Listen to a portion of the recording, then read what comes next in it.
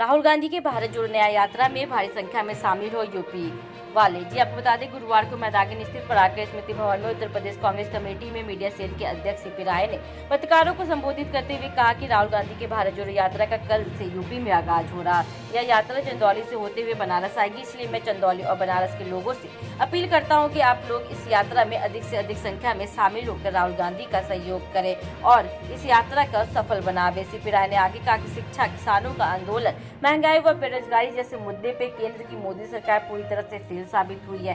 नेपाल और मालदीव पहले भारत के भाई थे, लेकिन पीएम मोदी की वजह से अब दोनों देश दुश्मन हो गए हैं। विदेश नीति भी पूरी तरह फेल हो गई है, न हम अमेरिका के रहे और न ही रूस के। किया है आपने? मैं पहली बार इस लखनऊ में बनारस में आया हूँ मीडिया कमेटी के चेयरमैन के रूप में जी। और मूल रूप से कलमकार हूँ, देश के लिए चिंतित हूँ, लिखता रहता हूँ लगातार। तो अब आप लोग भी चिंतित है, कलमकार है और आप कैमरे वाले दोनों तरह के पत्रकार। ये भारत जोड़ो न्याय यात्रा को लेकर क्या तैयारी है कांग्रेस की ओर से? मेरा कर्तव्य था कि जिन चीजों को लेकर मैं चिंतित हूँ उनको आपसे साझा करूँ और उन सारे मुद्दों को आपको मैंने साझा किया है। वो चाहे चीन का कब्जा हो, चाहे फेल हो गई विदेश नीति हो, वो चाहे बर्बाद हो गई अर्थव्यवस्था हो, चाहे महंगाई हो, चाहे बेरोजगारी हो, किसानों के ऊपर हमला है, उनके ऊपर आंसू गैस के गोले चल रहे हैं, उन सारे मुद्दों का अगर मैं जिक्र नहीं करता तो मेरी देश के साथ बेईमानी होती। राहुल जी आ रहे हैं, उनके स्वागत की तैयारी चल रही है। उसके बारे में मेरे प्रदेश अध्यक्ष जी कल प्रेस कॉन्फ्रेंस कर चुके हैं, पूरा रूट मैप आप लोगों को दिया जा चुका है। उसी बात को अगर मैं दोबारा दोहराता कि रूट मैप में वहां से यहाँ आएंगे, यहाँ से यहाँ आएंगे, तो केवल दोहराना होता, वो आपके लिए नई न्यूज नहीं होती।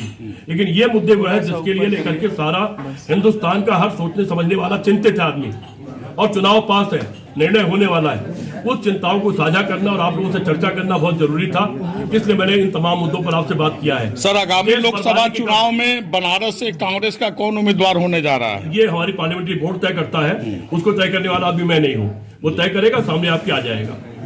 और कल की क्या तैयारी है राहुल गांधी जी की? तैयारी पूरी है, हमारे राष्ट्रीय महासचिव जी आ गए हैं जी, प्रदेश अध्यक्ष जी यही है, राष्ट्रीय सचिव जी हैं, वो लोग रूट मैप देखने के लिए वो लोग गए, जो रास्ता हमारा वो देखने के लिए गए हुए हैं, और सारा प्रोग्राम आप लोगों को ऑलरेडी दिया जा चुका है। जी जी। उसी बात को मैं दोहरा करके अपने बाकी मुद्दों से भटकना नहीं चाहता था, इसलिए मैंने बाकी मुद्दों को छेड़ा, जो मुद्दे मेरी निगाह में देश के बड़े मुद्दे हैं और जो राहुल जी जिन मुद्दों को लेकर चल रहे हैं, 5 न्याय के मुद्दे जो राहुल जी लेकर चल रहे हैं, उस न्याय में उनकी चिंताएं भी वही सब है। अचानक वो किसानों से बात करने के लिए चले गए, तो उन किसानों के मुद्दों को मैं कैसे छेड़ दूं? अभी थोड़ी देर पहले ही इलेक्टोरल बॉन्ड को सुप्रीम कोर्ट ने खारिज कर दिया है, उसको कैसे छोड़ा जा सकता है? चीन ने कब्जा कर लिया, 22 ओवर मिल हमारे तमाम सिपाही मर रहे बॉर्डर पर, हम उसको कैसे छोड़ सकते हैं? हम सरकार को बरी नहीं कर सकते इन मुद्दों से। राहुल जी बनारस किसानों से संवाद उनका होने जा रहा, चंदौली के आसपास उनका किसानों के संवाद की मीटिंग उनकी तय हो रही है।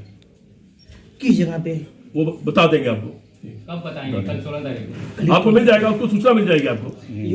यूपी में आपने समाजवादी पार्टी के साथ गठबंधन किया है, 11 सीटों की बात आ रही है, ये कौन कौन सी सीट? नहीं, कोई सीटें तय भी नहीं है। उसके लिए एक हमारी 5 लोगों की कमेटी बनी हुई है, जिनकी वार्ता हो रही है, 2 दौर और 3 और दौर वार्ता हो चुकी है, और उस पर बात होगी। जो ही वो सीटें फाइनल हो जाएगी तो उसके लिए कमेटी बनी है, जिसमें 2 पूर्व मुख्यमंत्री, 3 हमारे सीनियर नेता है, इसी बनारस के मोहन प्रकाश जी है, उसमें सलमान खुर्शीद है।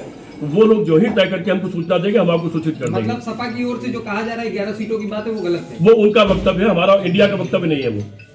वो समाजवादी पार्टी का वक्तव्य, वो इंडिया गठबंधन का वक्तव्य नहीं है। समाजवादी पार्टी के अखिलेश जी आए थे यहाँ पे बनारस में, उन्होंने शायद कैंडिडेचर की भी घोषणा कर दी है, तो आपकी तरफ से ऐसी कोई? उन्होंने कोई कैंडिडेट घोषित नहीं किया, उन्होंने अपने प्रभारी घोषित किया, शायद पटेल को यहाँ प्रभारी घोषित किया, उन्होंने कैंडिडेट घोषित नहीं किया। ठीक है, थैंक यू। अब एक